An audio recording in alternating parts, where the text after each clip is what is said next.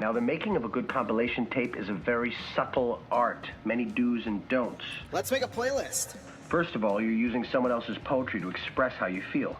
This is a delicate thing. Let's make a playlist. You gotta kick it off with a killer to grab attention. Then you gotta take it up a notch. But you don't want to blow your wad, so then you gotta cool it off a notch. There are a lot of rules. No rules here. This is Let's Make a Playlist with Jonathan Howe. I always said that if I was going to leave Niagara and I could live anywhere else, I would pick Ottawa, Ontario, Canada. Now, I'm sure if I walked into some fortune or hit a lotto jackpot, I'd adjust to somewhere more tropical or maybe an open space where I could adopt 25 dogs. But if I'm being realistic, it is Ottawa. That could be a bit of a lazy answer since I already lived in Ottawa, albeit briefly, in 2012. A 4-ish month stay at the University of Ottawa as a first-year journalism student gave me great perspective. I had dreams of being a big shot music journalist or maybe the next great NASCAR reporter. Instead, all my 18-year-old dumbass brain learned was that Dunn's was open 24 hours a day for smoked meat sandwiches, and the number 8 bus would get me to Quebec so that I could buy beer. All that time in a dorm room with no structure left my ADHD brain with too much time to think, too much time to dream. Why write about the artists for Rolling Stone when I could be the artist on the cover of Rolling Stone? A chance encounter with my roommate's boyfriend's friend led me to discover he was a recording engineering student in town and needed musicians who could help practice his craft. Ever since that experience, I have been hooked on the studio experience. Although scholastically, my time in Ottawa was nothing to write home about, I fell in love with the city. Its small town feel and big city feel at the same time, spread out neighborhoods reminded me a lot of my home region in Niagara, just with more people, things to do, and at that time, better food. It even gave me my favorite guitar, thanks to my dad and Steve's music, both of which are no longer with us, and I will miss them both dearly. I think the biggest regret I have about my time in Ottawa is that I didn't get more involved in the music scene. I wasn't really old enough to go to shows, and I really didn't have the money to be doing that either. But it would have been nice to know about the bands in town and at that time, maybe go play at a coffee house or an open mic somewhere. So I guess this episode is making up for lost time. My name is Jonathan Howe, and this is Let's Make a Playlist, the show where I welcome a guest to discover the music that shaped them and make a 12-song playlist along the way. Today, my guest is Max Trepanier of the New Hires, indie rockers based in Ottawa. They are making the trek down to Niagara Falls to play with us at Camp Cataract this weekend, March 28th. Yes, my band Green White Checkered is opening that show, and our friends OK Camper will be headlining. Ticket and show details, you'll be able to find those in the description of this particular episode. It was great to chat about all things Ottawa and the band's strategy for being on the road, making the most of weekend runs, and hitting new markets that maybe starved for some original bands. He picked some great tunes along the way as well, and I am looking forward to getting to know him in person this weekend. If you'd like to follow along with Max's playlist, you can subscribe to my Substack, househouse.substack.com. There you'll find links to each of the songs he selected, plus more of my written work about concerts, shows, podcasts, and the Niagara music scene.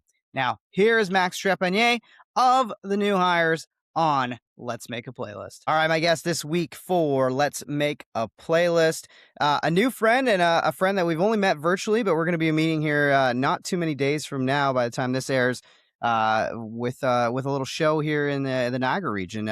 It's Max Trepanier. They say it close enough with my lack of a francophone accent.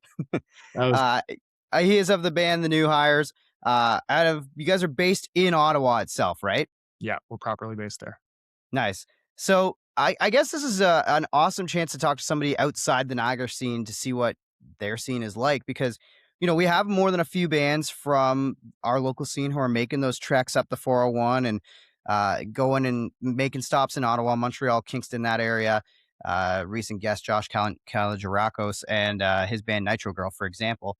And I guess what's Ottawa like as a music scene right now? Because every time I have friends go up there, it seems like there's some great venues to play and some great local support. Yeah, no, it's awesome. Like I think Nitro Girl was playing at Avant Garde, which is an awesome venue to for musicians, at least over here.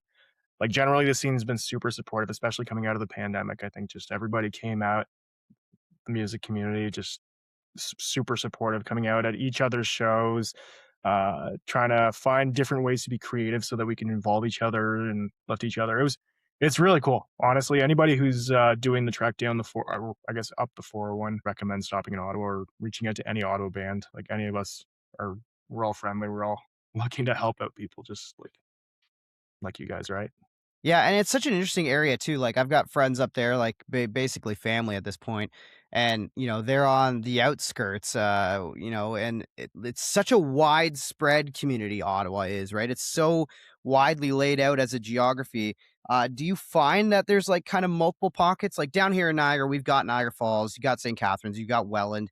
And even still, all of the spots that you might play with your band in Niagara are 15 to 20 minutes away from each other, whereas it feels like Ottawa's a bit more spread out. Is the scene more concentrated to like a downtown area or like the Glebe or something like that? Yeah, the market's definitely one of the biggest parts of it, where there's venues like Club Saw, the Rainbow, Avant Garde's in the market as well.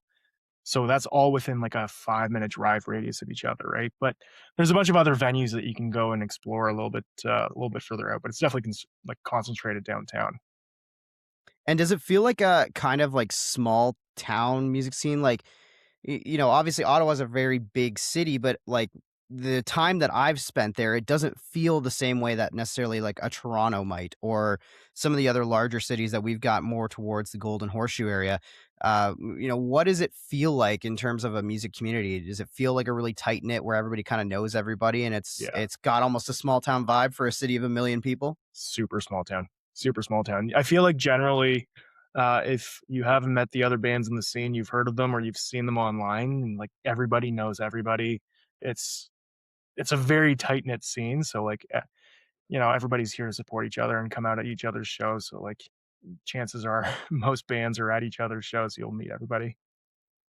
So talk to me a little bit about new hires for, all of us based down here in the Niagara scene. Like what was the origins of this project? Was it always like kind of your main band? Like we've kind of had a mismatch as of late where it's like folks who started bands in high school that are still going with it, folks that started bands and then dropped it for a couple years and then came back to it. What's the story of new hires? Yeah. So we formed back technically at the end of 2019, or like a couple of us got together around that time, and then we tried to build a lineup using Kijiji. We put up like Kijiji ads and stuff, and we found some people, and then of course like the pandemic happened, so it slowed down a bunch of things. But before the pandemic happened, it was myself, my guitarist Phil, and we found Aiden on Kijiji. And then, a couple of years passed. We had a bassist and our drummer Christian come back from Montreal. So we've been together and properly, playing since I guess March 2022. So we're fairly still like a new band, right? But like a couple of the band members, like we've known each other for years. Like we were playing in previous bands together, and so coming back to the new hires was kind of like an easy thing. Was it hard to find, I guess, a community or like find musicians through that, Kijiji kind of Craigslist kind of way of finding people that kind of really fit in with what you guys were trying to do? Like, I always worried that if I was trying to start a band and I was starting it with, for lack of a better term, strangers or maybe like acquaintances that I didn't really get along with, it would, I guess, change the sound that I was going for, if as opposed to working with people that I'd already jammed with. Like in Green White Checkered, I've been playing with these guys since we were in high school. Like anytime I've ever written a song, Anthony is the drummer in my head Yeah. playing the drum part that I'm thinking of, right? So I guess for you, how did you find that experience of kind of starting with somewhat strangers to your band? Yeah, it was definitely interesting. Like for me, that's what I've always known through bands, because like my friend group isn't really musical, so I Hmm. always had to go out and try to find people. And like one of the things that I learned and what we used in the new hires to find band members was like a lot of it is just understanding like personality matches over the music even. Like Mm, what we did for a lot of people is like we asked them, okay, what music are you inspired by? Send us some clips of what like you like to play or what you've played on before. And then before we even jam, let's just go grab a beer yeah. and let's hang out. Let's get to know if we actually want to be together more than once. You know, like you can't go on tour with people you hate sometimes, right? So it's like it's easier to start off that way and see if there's like a okay, this person I could actually get along with, and you know they kind of align with what I think would be somebody that like you know if there was a disagreement, I could tell like okay, well this is someone that like we can resolve it like adults and like chat about it and you know, understanding that it's for the best of the band. So starting with personality to me was huge. And from there, the jams usually come pretty easily afterwards. And the rest of the chemistry comes with it as well. So playing together, really hitting the road and hitting it hard since 2022. Now 4 years on, you're making these treks down the highway. Like I say, you're going to come play a show down here in Niagara Falls with us. Camp Cataract. Looking forward to seeing everybody March 28th at that one. But for you guys, it kind of seems like you're making the most. And I'm trying to remember if I have got the dates in my head right. But it seems like you're making the most of like the weekend warrior stuff, where Yeah. you guys seem to be playing one or two shows every weekend for like a month long. Like you're not going on tour and, gone for a Monday through Friday. How is that lifestyle working out for you guys? Are you guys finding success building in different markets besides Ottawa by doing that weekend warrior kind of thing? Yeah, I think it for us, it's logistically what makes the most sense, especially going to markets that we've never played in. Like we've never played in Niagara, so we're super stoked to go. But like I'm sure if we showed up on a Monday or a Tuesday, we wouldn't be pulling anybody, right? Or like even I'm sure like some local bands wouldn't want to play on a Tuesday or wouldn't want to play on a Wednesday. So it's a lot easier to pick at weekends and like we all have our day jobs. So um it's not like we can leave for like crazy amount of time until like we can justify it, right? Yeah. And like the thing that we found too is like there's a cost to this, right? Where it's not cheap to go and tour. So we found like doing the weekends was the easiest way to do it. We book an Airbnb in the middle of nowhere in between all towns that we're trying to go to. And then we just camp out there for the weekend. So like I can't remember where we're gonna be, but I think we're gonna be on the outskirts of Hamilton Mm, for that little stretch. We're gonna do yeah. Kitchener, Hamilton, and Niagara. We're gonna be driving back every single night to the same Airbnb in the middle of nowhere because it's just kind of like the most convenient thing. So for us, it's worked out that way that it just makes the most sense. That's a great tip actually for a lot of bands out there. If you're going to go on tour, is like kind of picking that central clubhouse that's around two or three towns that you can go and hit. That's a great way to do it, especially like I always think about that, being from Niagara Falls, like I know what the tourist prices are like, especially come summertime or any kind of holidays. We're doing this show at the end of March break. Like it's not cheap to be trying to stay in Niagara Falls right now. So that's a great tip for anybody out there who's listening that's in bands, like picking a maybe an outskirts kind of spot somewhere off the beaten path to go and stay if you can't find a basement or something to crash on the floor of. Yeah. So, It's um, cheaper and like you can like the best thing about it is like you don't have to load out every morning. yeah, If you were to try to do the hotel thing, like it's super expensive to do that every single time. Then you got to load out, load into yeah, a venue, load out, and then like for us, we found that like it cuts down on driving time between towns if you hmm, place yourself strategically, and then from there, like you can buy groceries if you wanted to for the weekend, so that like you're not eating out all the time. yeah. But saves you some money, saves you some time, and like you can actually settle in and have some fun, right? That's a good way to do it. That's a great way to do it. I guess talk to me a little bit about like what's going on in the world of new hires right now, music wise, release wise. Obviously, you got dates that are coming up that we're going to be a part of. This thing's going to drop, the week of our shows down here in the Niagara Falls, and you mentioned going to Hamilton. So, I guess just tell the people a little bit more about new hires and where we should go and check you guys out. Because yeah, it's funny. I was talking to and forgive me if I'm wrong. I think it was my pal Aiden from Boys Boys. We were talking at a show, and I was talking about how we're playing this show together. And he's like, "Oh, I know Max," and I was like, "Oh, cool!" Like, so obviously you've got a bit of an impression down here, anyways. People are aware of new hires down here in Southern Ontario, but what's going on in your world right now for anybody who might not know? Yeah, we sent a bunch of messages to all the local bands and stuff like that, so we're happy that we got a hold of you guys to come and hop on that show. But yeah, we're going. We organized a 9-day tour for the month of March and one in April. So we already did Toronto, Brockville, Montreal, Ottawa, and now Friday we're going to Kingston, and then the week after we're heading down to Southern Ontario. So it's been a pretty busy time, but it's been a blast. Like we've definitely had a lot of fun on this tour so far, and like some stops have been super surprising. Like Brockville, like was unreal, absolutely unreal over there for uh, like for a town that we weren't too sure what we were expecting when going over. Like we knew that there was a good population there. We knew it was like on the way to Toronto, but we didn't know people would like indie rock in the area. So Yeah. like the people that organized the show, they absolutely killed it, and they found this like 100 cap venue in the basement of a church.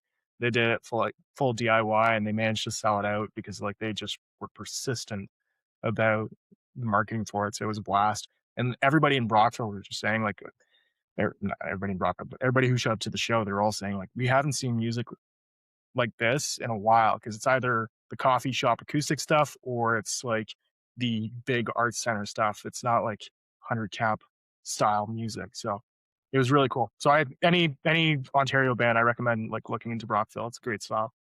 It's such a great point too, because I feel like there's probably so many places like that are a little bit not necessarily off the beaten path. Like it is still you're driving through it on the highway anyways when it comes to Brockville, right?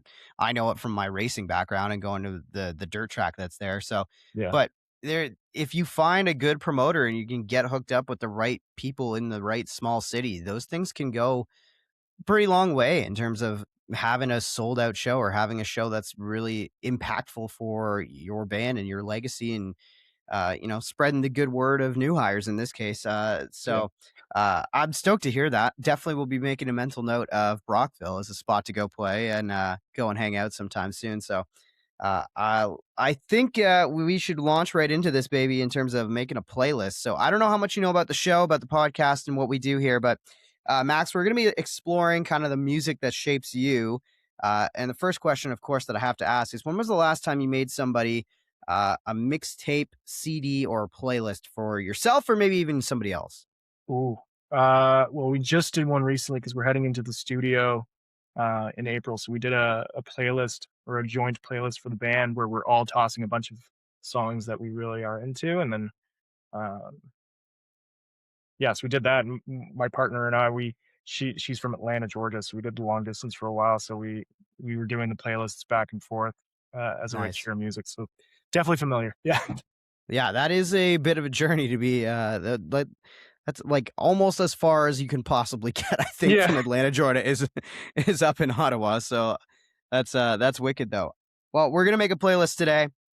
It's gonna be 12 songs. I've got my trusty David Bowie hat right here with all of my song superlatives, so to speak, in here. And basically, whatever the first song that comes to mind is that answers the question, that's what's going on the playlist. So we'll start at Max with a song from a band you think everyone should listen to. Oh, geez. I'm gonna go with you know what? Because it's a song that I think people need to know, I'm gonna pick a local Ottawa band to shout them out, and I'm gonna Sure. go with "Ice Cream" by Neon Ghost House. Ice Cream Neon Ghost House. Okay. What's the vibe of them? So they're a pop punk uh, with some touches of hardcore in them. Uh, they have amazing catchy hooks, and they just have a great raw energy to them. I think anybody who listens to their music is just going to be um, hooked immediately because it's super Cool. hooky. I know I said Cool. hooked 4 times, but I think I mean, that's probably pretty appropriate if that has how it goes for them if they're that hooky, that's strong. That's I'm going on the list to listen to. I appreciate that. high praise is there. Yeah, Well, all right. Next we need this one's pretty simple. A song from the 2000s. song from the 2000s. We're gonna go with I think the Strokes, and Ooh. we're gonna go Reptilia. I think that one's probably 2008, I think, or so. Yeah, if not even maybe even earlier. I feel like Reptilia might wasn't the first record, you're right. It's like No, yeah, it was Room on Fire, so 2003. So I wasn't too far off. yeah, yeah. You're within the ballpark, but you definitely it's a song from the 2000s. So that's interesting cuz I love a lot of bands that I would say are inspired by the Strokes. Like I'm a big Arctic Monkeys guy, Yep. but I haven't really spent a lot of time with the Strokes myself. I don't know if it's the fact that like I've never really been in a band that has two guitar players, so I always get a little bit frustrated trying to like learn their guitar parts and like it feels so empty or like it just doesn't feel right when it's just one person playing them. But uh, I feel like I could probably tell a lot of Strokes influence in the new hires from what I've heard. Yeah, the in the new hires is very influenced by the. Yeah, fair. All right, let's jump to track 3 on the playlist. What's a song you wish you wrote? Oh, What Once Was by Hers. Okay. I don't know if you've ever heard it before, but it like the imagery, the poetics there, it's amazing. Super good. And super like the guitar riff is incredibly catchy. All right. So when you go to write, like, are you the kind of person that can, I guess, write in any sort of way, or do you kind of have to either have the music first, or does the lyrics come first? What's your process when it comes to writing and creating, especially for the new hires? For the new hires, a lot of times like we'll start with the guys coming up with a riff. Okay. And then from there, I can usually visualize kind of like the movie scene is what I'd call it, where like I'd say like, well, this song makes me feel, or like this riff makes me feel a certain way, and I try to link the emotion to like to a visual element so that I can Okay. easily write the lyrics afterwards or like feel out the melody. So a lot of the stuff will start like that, or there's like the occasional few where like I'll come up with something at home, but usually I trust the guys to come up with um like most of the bass structure, and then I kind of paint the picture afterwards with the lyrics and the melodies and whatnot. That's a really cool way to do it. I don't it's a way that I probably actually will try to do more often after hearing that because I don't really picture anything when I'm writing. It's usually for me, it's always been like I have to hear the riff first, and then I am like humming along frenetic stuff, and then maybe I write the lyrics. I really rarely start with words first. I don't know if you're like that too, where the words just really seem to draw more from the music as opposed to trying to find music that shapes the words. Yeah, I think like I'm the same where like I'll try to figure out a baseline melody, but some of the words will come out, and while I'm trying to figure out the melody, I say this because like I used to watch much music all the time, right? So watching music videos and like the visual aspect of it was so Mm, like ingrained into me that I think like whenever I try to come up with these melodies, I try to picture the scene at the same time. So usually it starts off like it's pretty bare in the scene, and then you just kind of build it as the words come through as you're doing the melody. Because I try to like hook onto stuff, kind of like what I don't know if you ever seen the video of Paul McCartney when he's trying to figure out some lyrics. yeah. And I'm blanking on the song specifically, but he's saying random words and the first words that come to mind, and then kind of builds around it. Yeah. So Yeah, kind I of like remember him doing that, like, I think it was on, like, Jimmy Fallon, he was doing with, like, Yesterday, and it was started as scrambled eggs or yeah, something like exactly. that. That's what it is. Yeah, Yeah. Yeah, it's so funny how it's like and, like, there's so many times too where, like, people will think a lyric is, like, so deep and it comes from this place and whatever, and it's really just, like, us writers being like, "Well, those 2 lines rhyme." yeah, yeah. No, and like to that point too, like, sometimes you feel like you're writing the deepest thing ever for someone to kinda, like we saw someone made a lyric video for one of our songs, and it's, like, the coolest thing, right? And they Yeah. changed a couple of the words because they interpreted it different, and so, like, to me, I'm like, "Oh," like, in the end, like, they'll attach their meaning to it no matter what, so, like, Yeah. no matter how deep, how much you think it's, like, the deepest lyrics you've ever written, someone will interpret it differently, and it could be more shallow or more or even deeper in a different way. It's almost like, at that point, it defeats the purpose of, like, ever explaining what your songs are about in an interview. It's like, you may as well just keep it a mystery and let everybody have their vision as opposed to, like, going and spoiling it, right? Yeah, exactly. Alright, let's move on to track number 4 for the playlist, and it is, I need a song from your favorite movie. You mentioned visuals. I'm sure there's been more than a few movies out there that you can think of that kinda have a song that match up really well. Oh, I'm gonna struggle with that for sure. But One of my favorite movies of all time is Muppets Christmas Carol, and they have some songs in there that are A1. Yep. But I don't know that I can use any of those. I mean, you could if you want to. I'm not going to stop you. I feel like I need something a little bit better. Can I think about that one and come back to it, or Sure, if you want to. Yeah, if nothing's coming to you right this second, we can go to the next one if you want. yeah, I'll think about something quick and then I'll come back to it if that's okay. Yeah, if you stumble on it, just say I've got it and we can go back to it. But all right, this one, a song featuring your favorite bass player or bass performance. When you think about slapping the bass, who comes to mind and who's good? Oh man, there's so many I can go. There's so many directions. You know what? I'll go simple because we just did a cover of this not too long ago. I'll go Dance Dance by Fall Out Boy because of Pete Wentz's bass line. It's super simple, but it's incredibly hooky. It really is. It is like the thing that draws you in, and I think that's I correct me if I'm wrong. I think doesn't Pete write most of the music for Fall Out Boy? Most lyrics, yeah. I think Pat writes some of the instrumentation, but Pete is like the lyricist, and like I'm sure there's a lot of structure in there where he's the one who brings it in. But Yeah, and he like, knows when he wants to have that moment on the bass that like shines. yeah, but it's like the cool thing about that bass line is just like it's not anything impressive in terms of like technicality, but rhythmically and the way that it gets you in and pulls you in, kind of like what you said, and how memorable it is for something so simple. Yeah. It's awesome.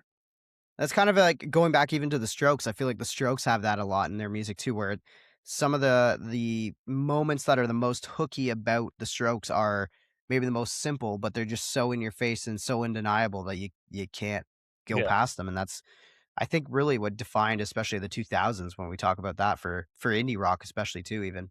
Yeah, and there's so many bassists out there that like I think they're like probably more, of course, not more talented. Like I could probably go back to What Once Was by Hers. Like that bass line to me is a bunch of fun. Um, but off the top of my head, under pressure, I'm gonna stick to Fall Out Boy. Yeah, fair. All right, let's dive into the next track, which is a song that makes you want to quit writing songs. Song makes me want to quit writing songs. That's just too good and it's too undeniable. I'm gonna go with Cage the Elephant. Okay. Um, and I'm going to say it's not one of their more popular ones, but Spiderhead Okay. it's one of those songs where there's just so many little production elements that I'm like, how can I write a song like this without making it feel like it's just bursting at the seams? Like it's just so tastefully done. Hmm. And so from the production element and the way that they bring it all together and the instrumentation, it's a fun song. Of course, as you can tell, influenced by the early 2000s indie rock quite a bit, but Yeah. Well, and I was just gonna say too. I was gonna ask you, do you offhand, do you know what album that one's from? Because they're one of those bands that's really good at evolving from album to album, which I think is a great strength of any band, really. yeah, that one would be Melophobia if I remember correctly. Yes, I think I remember actually seeing that on the track list. Now that you say that, so I had the chance to see them open for Oasis last summer, and it was like No the way. first time I saw Cage, and I was like really, really impressed and like blown away. Like, obviously, you kind of have to bring it if you're gonna open for Oasis, especially with Yeah. that kind of crowd. But they definitely handled themselves quite well with their. I mean, pretty much all the bangers you can want to hear. I think they played. So Yeah, and as a frontman, like to me, like their frontman, I can't remember his full name, but Matt is incredible. Like I watched videos of him growing up and being like, this guy, like that's what I would like to be if I was a frontman. That like Scott Weiland, yep. um, uh, blanking on his name, but the singer from the Hives, Oh yeah. Pele, Yes. I think. Yeah. I always forget his last name because it's super Swedish, but Yeah, Pele. Yeah. yeah. So those guys are usually what I kind of gravitate towards. Did fronting a band come naturally to you? Was like that always kind of your goal that you wanted to be the front person, or did you kind of fall into the role when you looked around the room and nobody else wanted to put their hand up for it? I always liked karaoke. So Yeah. if anything, like that part came naturally. Like the first band that I was in, like the first proper band, I played guitar and sang. And there was a point when we were coming up with the lineup for the new hires where I was like, I can play guitar.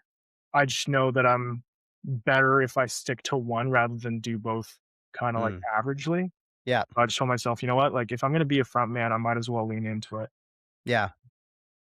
Yeah. And you know what? It just gives you a little bit more freedom to like really reach out and connect, right? Like I'm somebody playing in a three piece where I'm playing guitar, and the amount of times that like I kind of wish I had my moment and maybe had somebody else playing the rhythms for a second or playing a lead so I could just do a little bit more.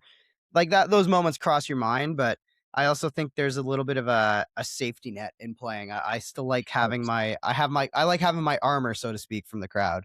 Yeah, it's kind of like in Targeted Nights where like he doesn't know what to do with his hands. Yeah. That's Yeah, kind of like I would be that guy. off the bat. It took me a while where I was just like I'd be standing on stage and I used to like force myself to grip the mic stand because I just didn't know what to do. Yeah. Like I've worked away from that because it just was like a crutch. But like there's a point sometimes where you're just like I just don't know what to do with my my body when I'm not hiding behind a guitar, right? Yeah. But Yeah, fair. it I totally takes some get time, that but you get over it after a while for sure. for sure. All right, next one we're gonna go with a song from the first band you ever saw live. Okay, so I'm gonna cheat a little bit here because I'm sure that we're uh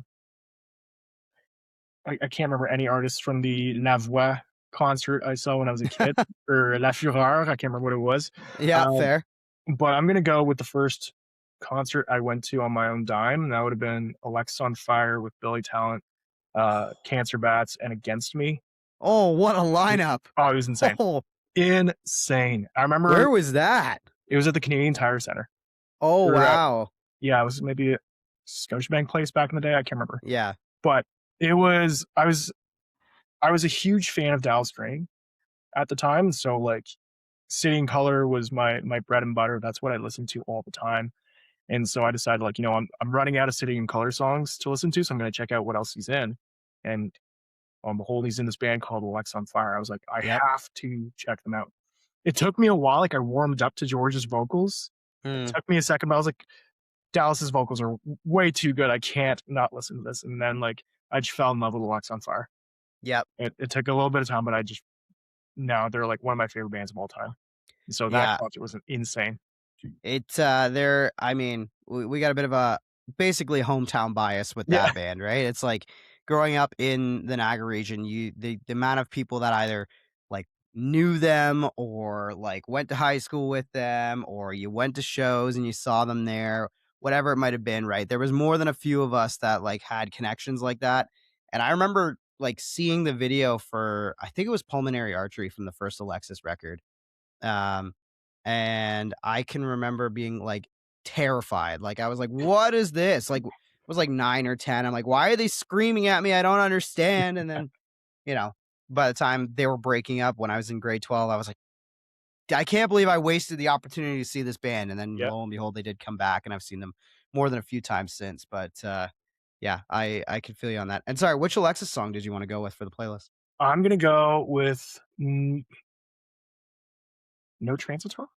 No Sure. No blanking no transitory. There we go. Yeah, yeah, no transitory. Yeah, I think you said it right the first time. I was like, "Oh, Yeah, I yeah." was panicking a little bit there, but Yeah, it's okay. You got the bilingual thing. Yeah, yeah, exactly. um, that reminds me to ask. So, were you a French speaking person first or English first? Like, where did the bilingualism fall in you for you and your household? Yeah, so I'm the son of a good old Quebecois and Yeah. a, Franco-Ontarian, so as French as it gets. So when I was younger, like, I didn't really speak English until maybe late elementary school to high school, mainly through Okay. sports. That's where I learned. And like I even went to university in French to start and then realized like the classes were all at 8 o'clock in the morning. And I was like, there's no way, no way. So I switched over to English halfway through my program.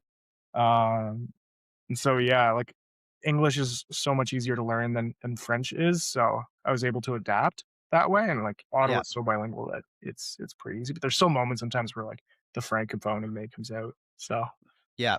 Yeah, I remember I'm pretty sure one of my best friends ended up going to she stayed the whole time in U Ottawa, and she came from doing, like, French immersion down here in Niagara. I went up to U Ottawa briefly, and I went as a complete Anglophile, and it was not as bad of an adjustment as I thought. I thought it would be harder, Yeah. but the fact I could not imagine trying to like take courses in French for sure, like full time. I was like, it was bad enough when I had to like read like a street sign and be like, wait, where am I right now? Oh no, wait, I know where I am. What am I Yeah. What saying? is an arrêt? Yeah, what is rue? I'm like, what am I? Oh, got it. Okay. Yeah. Like I remember I had a teacher once say this and like it stuck with me. He said like people learning English are like sponges. People learning French are like someone getting stoned. So like take that as you will, but I was like, yeah, like honestly, like anybody who I know who is like an anglophone trying to learn French, it's just like a lot of it is nonsensical in a base. Like you just have to Yeah, know the rules, and sometimes the rules don't apply, so you just have to figure it out. But yeah. Yeah, I always said the only things I learned from my time in Ottawa was that Dunn's is open 24 hours for smoked meat in the marketplace or just on the outside of the marketplace. rest And the in peace. number 8 bus will take you to Quebec and back to get your booze. Yeah, So the that's eight all I is cared still about in there. first year. Dunn's is gone, unfortunately. I know. I was devastated. I was there, I think like a year ago, and I saw that it was closing or it did close or whatever, and I was heartbroken, but good times were had in that place for sure. Yeah. All right, next track on the playlist. I need a song with your favorite lyric. Oh, my favorite lyric. I can't put what once was. Damn it. That has like, my favorite lyrics in it. Falls into more than a few things, eh? Yeah. Let me look at my phone really quickly there. No worries. Oh man, that's a good one. Um, do people usually answer these really quickly? Like, It really depends. Some people are like on it, and then there's some people that are so on it, I don't have time to like write them down. I used to try to write by hand. Now I'm trying to like keep it all in a Google Doc to make my life easier. yeah. And I'm like, oh, crap. Okay. Oh yeah, now I gotta get a new song. No. But there are more than a few people who have like taken their sweet time with it, and that's totally fine with me. Oh man, that's so tough. You know what? One song I'm gonna hop on really quickly, I guess, is um, I believe it's Belinda Says by Always. Okay. Just because of the opening line can't explain, or the chorus, I think it's can't explain this ankle sprain. I really damn it. I'm blanking on it right now. But just the tough thing, at least for me as like a lyricist, is like sometimes you're trying to portray something, but Yeah. the words, and I this is gonna sound super dumb, but the words come out and they feel too hard. It feels like too clunky in the way that it's descriptive. Whereas Yes. there's some people that just whenever they say something that's extremely descriptive, it just feels like it flows naturally and it feels like it's conversational rather than like someone trying to paint a picture. And I think Belinda Says like it just kind of feels like you're confiding in someone, which is really, really cool. And that's kind of like what I try to go for lyricism, but it's not easy, of course. Yeah, and it's so funny you say it that way because I feel almost the exact same way where I'll and maybe you could relate to this where like you'll write something in for lack of a better term proper English or the way it's supposed to be said and you're like it just doesn't fit the melody. Like I have to Yeah. change this. I have to massage it one way or another, make it work somehow some way and this is whatever way it came out is not the right way, but then you'll sing it in a weird way and then it'll write itself. Like I feel like my drummer and I, Anthony, we go back and forth on songs like that all the time where he'll write a lyric and he'll write it in a very like matter of fact way of writing it. And I'm like, I see what you're saying, but Yeah. what if we just switch these words around? And he'll be like, no, that doesn't make as much sense. And I'm like, I know it doesn't make as much sense, but it sounds better. Yeah. There's like something that's not poetic about proper grammar, right? Yeah, exactly. But Yeah. All right, we are moving through this thing pretty good here. Oh, got 2 for 1. Let's try just this one. Um, I don't know if I've had anybody answer this question before, but a song that makes you cry. A song that's so good and brings you to tears. This one might be tricky, but if you got something, let me know for it. I got one for you. Okay. Um, it's been a while since I've heard it, but one of my favorite bands of all time, funny enough, you mentioned them, Oasis. Okay. They have a song called Out of Time. Yep. That song, if you ever want to feel empty, Yep. that's the one. Yeah, that's a good pick. That's a good pick. I feel like there was a lot of moments at the show where I could have cried listening to Oasis and seeing them live, but there is something about the way that some of their songs are written just and recorded and stand alone where you're like, if it catches you on the right day, it'll catch you right in the feels. Yeah. Yeah. No, they just found a way. It's like I was chatting about that with my guitarist the other day, and like he hates Oasis. Oh, Doesn't really? he doesn't get it. But to me, I'm like it's just like you either get it or you don't when it comes to Oasis. Like it's not anything special in terms of like the musicality and like the it's like simple chords a lot of the time, Hmm. right? And like but they just get you every time. It's the emotional aspect of it. It's how cool they are. Like it's just the way that they're packaged and the way that like I don't know, like a song like "Live Forever," the way that that chorus comes at you, you know, like it's it's so well done for something that's so simple, and it gets you right in the feels. And it's like if you like the attitude, if you like the way that they bring it, like Oasis becomes your favorite band. Which Yeah, and they're punk rock Beatles, right? Like that's what it, yeah, yeah, that's I saw someone describe them as like the Sex Pistols plus the Beatles equals Oasis. And like that's so on the money for so many reasons. And it's basically like as a kid who like I'm not the biggest Beatles guy now. I have my moments and I have my songs that I really really love, but I don't go back and listen to them to the same extent that I do some other bands. But basically every band I love kind of connects back to the Beatles. And yeah, when I was first getting into like proper rock music, the Beatles were my entry point. Like I remember doing like a project on them in like grade 3 or 4. And like that was kind of how I started to get into not just like blindly listening to the radio or whatever. Right. So for me, like especially getting into bands like Green Day and Sum 41 and Alexis and having an influence of punk rock, Oasis just perfectly goes down the middle of yeah, great songwriting with this edge and with this noise and this you know, realness that it just I don't know. I think they're kind of the perfect band in a lot of ways. 100%. I agree. You put it way Yeah. more eloquently than I did for sure.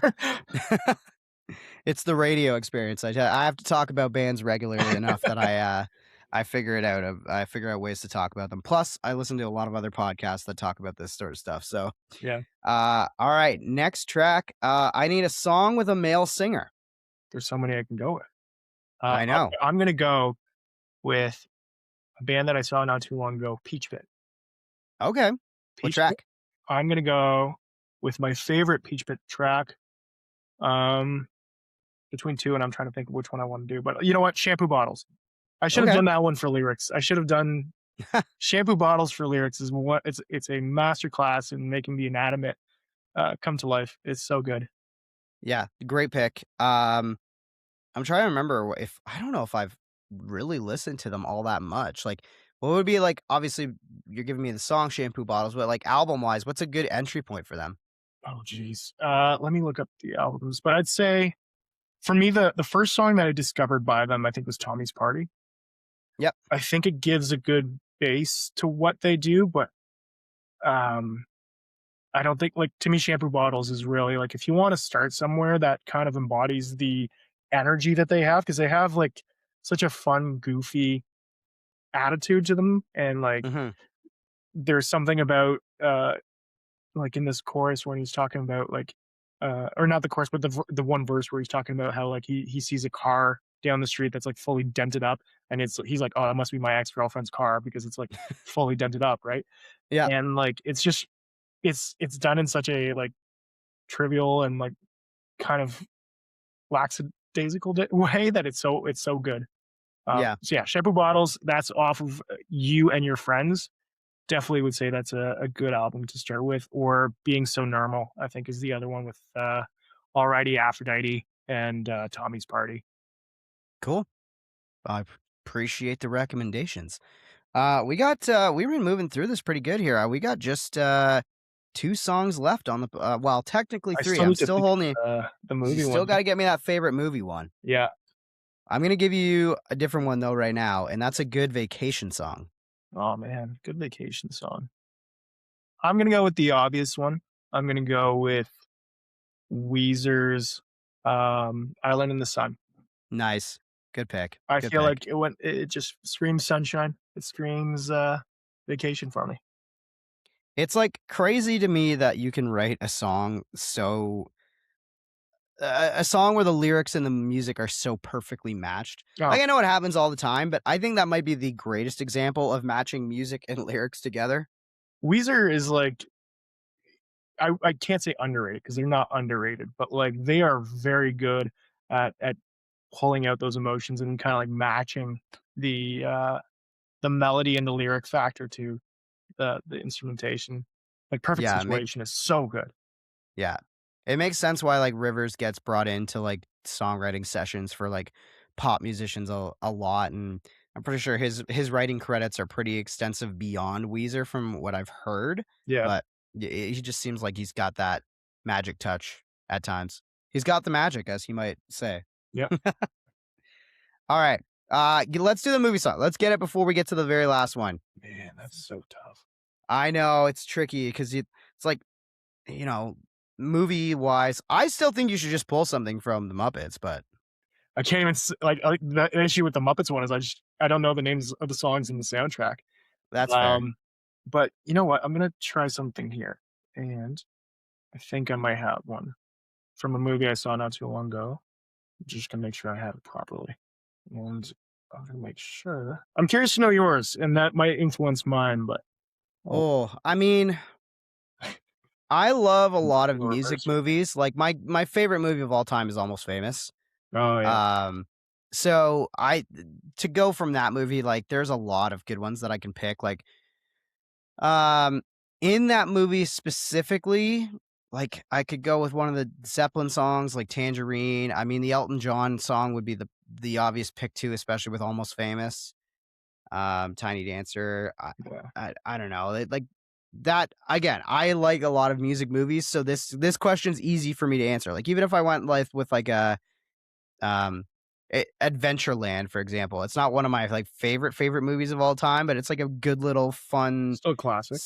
classic summer teen comedy kind of thing, and it's set in the 80s, so there's Bowie in it. There's the Replacements are in that. I think I'm pretty sure there's one scene where they're driving around listening to Husker Du. Like basically, I end up loving movies more because of the songs that are in them, as opposed to like discovering music because of the movies, so to speak. Yeah. The one I'm trying to look up, and I just don't know if it's from the movie. I think it is. And like I'm not even like the biggest Leonard Cohen fan myself. Mm, Um, like I've enjoyed like Leonard Cohen's art, but like if it's the one I think it's The Partisan, and I think it was, if I remember correctly, in a movie called What We Do in the Shadows. okay. Have you ever heard of What We Do in the Shadows?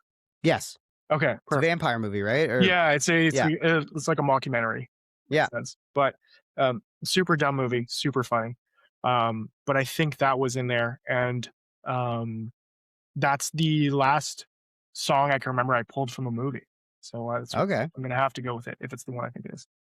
What's the name of the song? Sorry. The Partisan, Oh, The Partisan. Got it. I think. I'm just gonna look up the lyrics really quickly. So yeah, I pulled it from the Perfect. movie. I'm usually, again, I'm not. I wouldn't say that like I'm a big fan of like, I can appreciate Leonard Cohen's music, but it never was something that really stuck to me. But for Yeah. some reason, like that, maybe it was the time and place. Like that song just kind of hit me, and it was like it's a song that kind of hits you in the feels a little bit.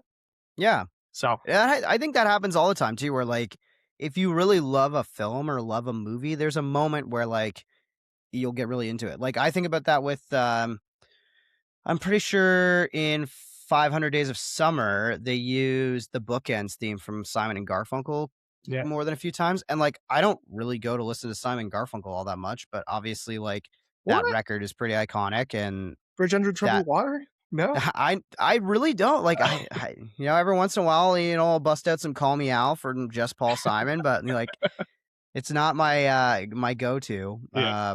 But it is I yeah, I think I even say that, and there's literally a Simon and Garfunkel song in Almost Famous, so I'm kind of talking in my butt a little bit, but yeah, like because it was utilized in that moment the way I'm thinking of it in my head, it becomes like a more special song and gives you that feel, right? So Yeah. So this is, I I'm like 100% sure this is gonna be the one question where like in the middle of the night I'm gonna wake up and I'm gonna be like, yeah. this There's was the always song. one. There's always one. Everybody I've had on, like, literally, will either text me or the next time I see them or whatever, they'll be like, "I should have put this," or "I can't believe I didn't shout out that artist." And it's like, I guess that just means you have to come back for round 2 at some point. That's all. Exactly. Yeah. All right, we're ending it off on a strong note, quite literally. Favorite song to work out to, Max? Oh man, I'm gonna go with "Swimming Pools" by Kendrick Lamar. Ooh, great pick. It's a great tune. Yeah, it is. I'm with you there. That's a great pick. Um, are you big on rap? Like, how much does rap and hip hop kind of play into your personal listening, especially as an indie artist? Yeah, rap, like, it's a genre that I've explored quite a bit, and like generally the classics have always been something that I've loved. Kendrick has been one of the artists that, like, to me, I'm blanking on Good Kid, Mad City. Like, Yeah, I have it on vinyl at home because it's just from start to finish such a great album.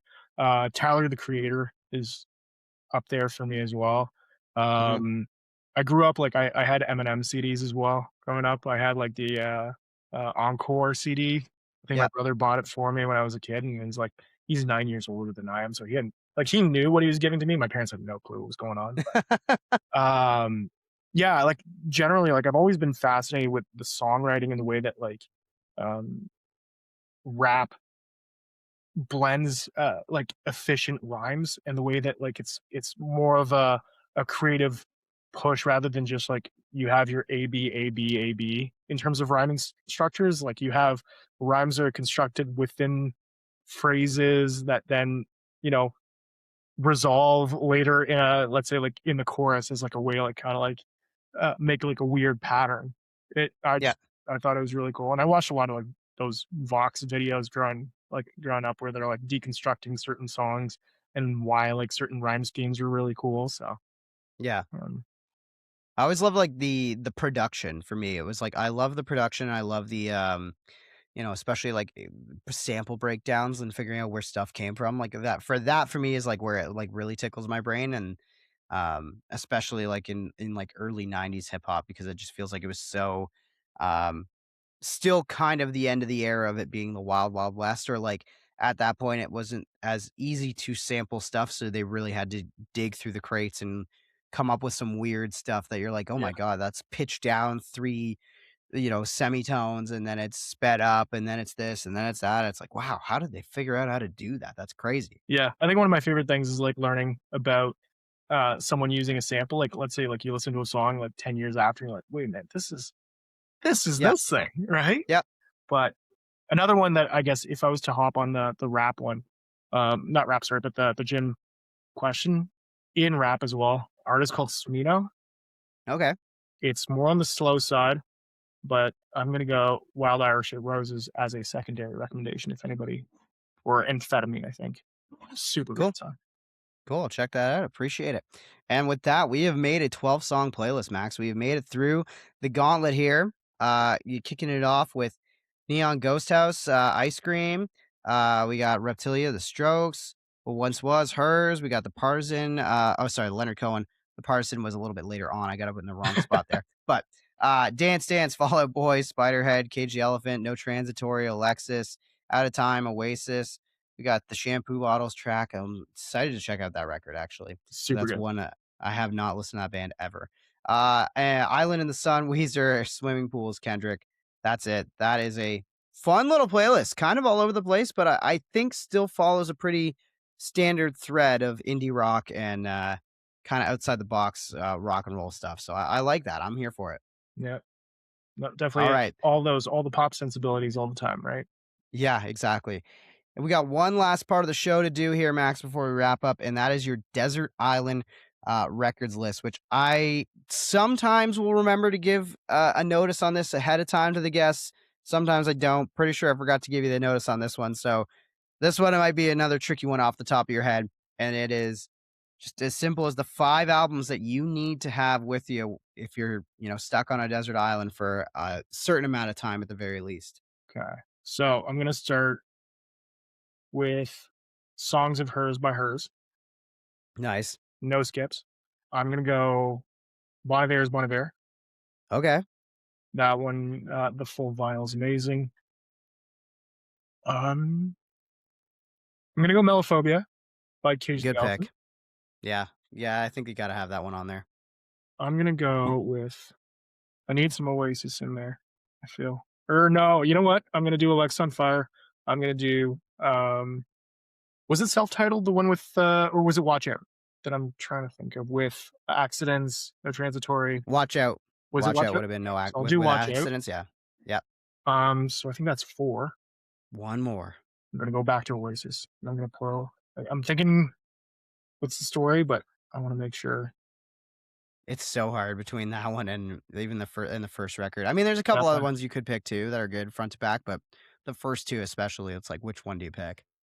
Yeah, I'm gonna go with. Oh man, that's tough. What's the story? Nice. Yeah. I lean that way too. Don't worry. I'm right there with you. What's the story was that's my entry point. Like as much as I love the first record, I like every single song on What's the Story is a banger. Yeah. And I'm a little bit spoiled because I have a vinyl copy and it's like I bought it in the States actually, oddly enough. And it was like some kind of weird deluxe edition. So I also have Bonehead's Bank Holiday, No. which is I'm pretty sure like a B-side, but I think they just didn't have enough space on the vinyls because it was like a 2-disc record or whatever. Yeah. They needed to fill it up, so they put that track randomly on this edition. And I got so used to listening to it that way. I remember streaming it on Spotify, and I was like, "Where's Bonehead? Where's that track? I want that track on the album too." So for me, that one is that's a good pick. I can't fault you for that one. It's very akin to the LimeWire days too, where like you thought you had a full album and then you were missing one or two tracks, or you had like the demo version. Like on Arctic Monkeys, I used to have the demo version of Marty Bum. Yeah. And so when I would listen to the actual album years later, I bought it on vinyl for their first album. I was like, this doesn't sound right. I don't like this version. I like the demo version way more. Yeah. Yeah, I am right there with you where it's happened to me more than a few times, especially off a LimeWire, where it's like you're getting Green Day songs that are actually Third Eye Blind songs and Blink-182 songs that are actually Sum 41 and Creeped by Stone Temple Pilot thinking it was Nirvana. Yeah. Yeah. Half the Man I Used to Be in my Nirvana. Yeah, I remember having a fight. I remember having a fight with a friend in high school because I remember like I heard the Creep Stone Temple Pilots. I heard it on the radio. And I saw, like, at that point, or I heard the DJ say, "Oh, that was Stone Temple Pilots with Creep, whatever." I was like, "Oh, I didn't realize that wasn't a Nirvana song." I was like, "Oh, that makes sense." So, like, Scott Weiland, good vocalist. You can kind of do the chameleon thing, right? Yeah. And then I remember, like, talking to a friend, and they're, like, going through, like, a Nirvana phase. And they're like, "Oh, have you heard this Half the Man I Used to Be song?" And I was like, "What?" And they're like, "Yeah, this song." And then they, like, played it for me. I'm like, "That's Stone Temple Pilots." They're like, "No, it's not." I'm like, I'm telling you, it's Stone Temple Pilots. Like, I understand why you would think that, but it is Stone Temple Pilots. Yeah, the Wild Wild West, that was LimeWire. Oh, the good old days. Yeah. All right, Max, it was great chatting with you here. Great to meet you. Looking forward to meeting you in person at Camp Cataract March 28th when your band, the New Hires, my band, Green White Checkered, and our pals, OK Camper, going to be playing a show in Niagara Falls. Looking forward to that. I guess before I get you out of here, plug everything you're involved in, because I know that besides the band, you also contribute to a podcast based up your way. So talk a little bit about that show before we get out of here. Absolutely. So I'm one of the co-hosts for Ego and Vice's Southhood Stereo, where we listen to some local tunes and give little on-the-spot reviews of the songs, just to shout out the bands in the community. And for me, it's an opportunity to just chat about songs that I'm already going to listen to. So yeah, it's a cool way to find what's going on in the scene. And like I'd recommend anybody in any scene, start a podcast where you listen to your friends' music and talk about your friends' music, and it's worth it. It's fun. And do you guys get to actually play the tracks? Because I know that can be a little bit of a tricky thing. Like I've tried to work that out with this particular show where I thought at first I was like, oh, I'll cut all the songs in, it'll be great. And then more I looked into it, I was like, oh, maybe I can't do that. So that way. So do you guys actually get to listen to them because they're all kind of indie releases? Yeah, so usually what we do is we reach out to the artist in advance where we say like, hey, first of all, are we good to shout out your song? Second of all, do you have an MP3 we can use? If not, we'll just buy it off Bandcamp and Yeah. the MP3 on hand that way. So it's always like properly sourced. We're not just kind of blaring it through a speaker and then recording it on a microphone from Spotify or something like that. Yeah. That's awesome. I'll definitely be checking that one out again. Podcast is available everywhere. Yeah, fully everywhere. Mike is the one running it for the main show, Ego and Vice. He does interviews with local bands. So great way to get a feel for the Ottawa scene and the bands in it. Wicked. And where do we keep up with all things the new hires? We're pretty much everywhere. So we're all social medias with a website called thenewhires.com. I think most of our handles are the New Hires Music. I think we have one that's the New Hires Band, but I think it's our email. But yeah, we're just about anywhere you find music. Awesome. Thanks for taking the time to join me. Happy St. Patty's Day when we're recording this. Go and enjoy yourself. Festive, Yeah, exactly. I'm pretty sure the wife and I are going to watch The Departed tonight, so that's our way of celebrating. So, yeah, thanks again for coming on, Max, and can't wait to play that show with you. Thank you for having me and looking forward to it. Cheers. Let's Make a Playlist is a podcast created, hosted, and produced by me, Jonathan Howe, for House Media. For additional content, links to the songs featured in this playlist, and more music writing, check out my Substack, House. There you can subscribe to get my blogs emailed to you for free, or if you wish to support my work, subscribe for $5 a month. If you enjoyed this week's episode, please rate, review, subscribe, or leave a comment with who you would like to see on Let's Make a Playlist in the future, and we'll be back with more playlists.